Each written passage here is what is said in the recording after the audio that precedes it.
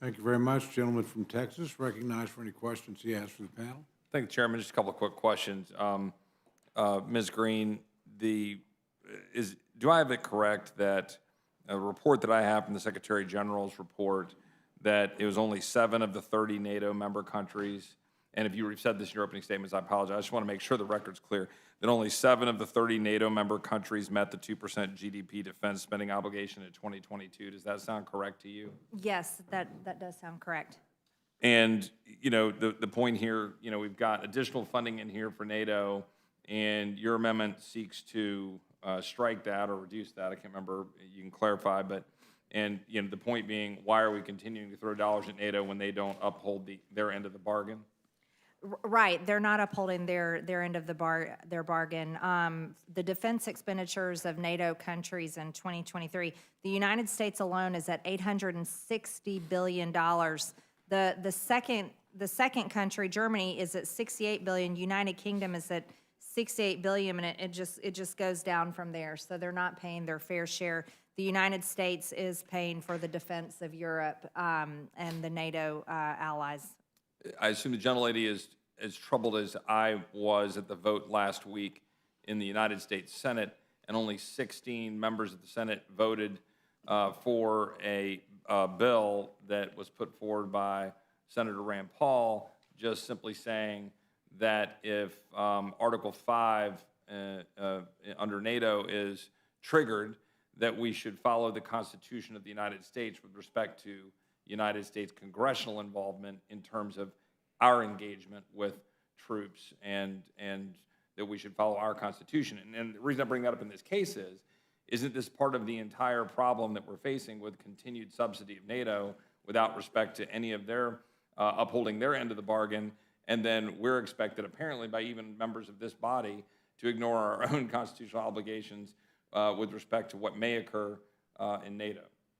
I completely agree with you. Everyone I talk to in my district at home and Americans I talk to across the country want our defense of our borders to be the #1 priority of the United States Congress, the Department of Defense, and our federal government, not countries that most people can't find on a map.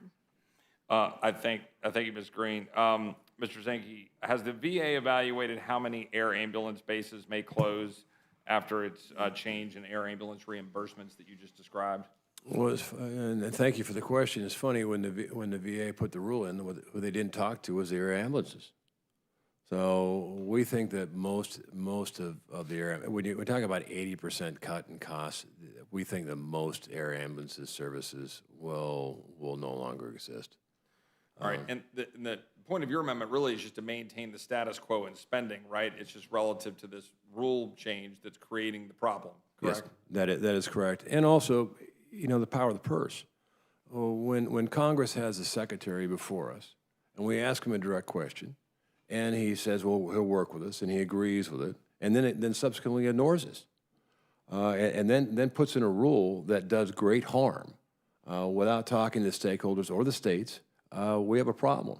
And you're right, it is keeping the same spending. We're not asking for any more money. It's just keeping the spending that was there, and then working together to make sure we have a fix. And I think we agree with the fix. It's a contracted rate, long-term, stable platform over time that takes everything in consideration. Has the VA measured the budget effects of the future increases in long-term care that may be required after air ambulance bases close, because of what that's going to mean with respect to veterans, increased mortality, the reality of what that might mean for their care, et cetera? Have they done any kind of study on that? I'm not aware of one, but I'm just asking. I am not studied, but I have talked to the CEO of Bozeman this over the weekend, and she reminded me that Montana and rural states, we don't have single centers of excellence across the board in medical care.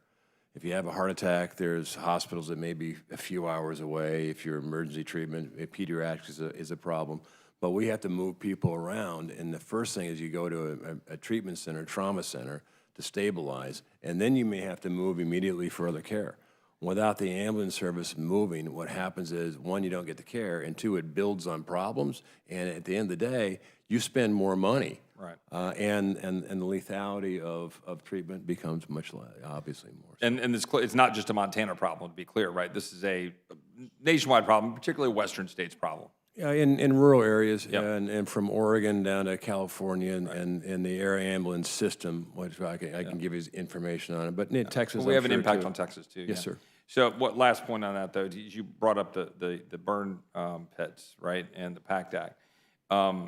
I assume what I'm hearing you say, without getting into that whole conversation though, but it's important, is that this is one of those things that's a consequence of what was done by creating through the PACT Act, a rather significant amount of mandatory spending, and then the now impact we're seeing with respect to the flexibility to deal with discretionary spending is getting impacted. And this is one of the things on the chopping block for those of us that were, and everybody in this body, every single person, Democrat or Republican, wanted to deal with burn pits and still do effectively. But this is one of those consequences, right, for having gone down that road through the mandatory spending approach. Oh, well, yes, and I'm a huge advocate of Article 1, Section 9, that nothing should be removed from the Treasury unless by consequence of appropriations. So I think this whole mandated continuing resolution discretionary thing, it takes Congress away from what we should do. Our main task is the power of the purse. So yes, I think this is an unintended consequence of that. Thank you, sir. I yield back. Thank you very much.